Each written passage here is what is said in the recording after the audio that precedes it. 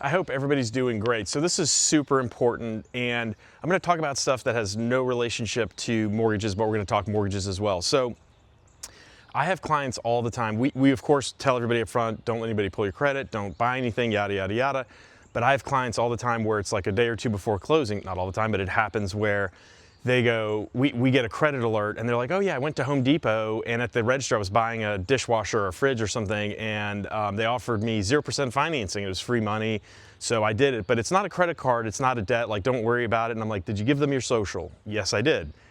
Okay, it's credit. They pulled your credit, we've got a problem now. So why I'm talking about this is, generally speaking, if you give somebody your social security number, and this is in life, if you give somebody your social security number, you should anticipate a credit pull. Now, it should be a soft credit pull if you haven't given them written permission, but at any point, if you give somebody your social, your mindset should be, they're going to pull my credit. It typically would be a soft pull. So it's something to be aware of. I tell people all the time, like family, friends, etc., if you do not want your credit pulled, soft or hard pull, do not give somebody your social security number. They technically do not have to give you any written notice to do a soft credit check.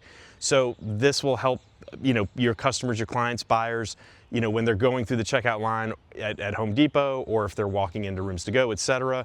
Do not give people your social security number, and as long as you don't do that, you should be okay. Hard credit is different. To do a hard credit pull, you have to notify people in writing, or they have to give written consent. So on our website, for example, when they apply, there's actually a double fault thing where they have to click two separate things authorizing a credit pull. So that way we have it in writing, hey, they have given us permission not once but twice in writing to pull their credit. That's for a hard pull. Again, a soft pull really doesn't affect your credit. It has no impact on your scores. And a lot of times you won't even know they've done it. Like, you may not get a notification. Hard pull, generally speaking, does not really affect credit either. That's a different conversation.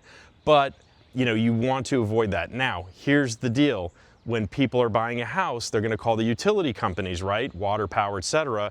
They are going to ask for socials and they're going to do a soft credit pull. That is perfectly acceptable. As a lender, we can see that it is for utilities, that they're not opening a credit card, and it's not a big deal. Hope that's helpful. Have a great day.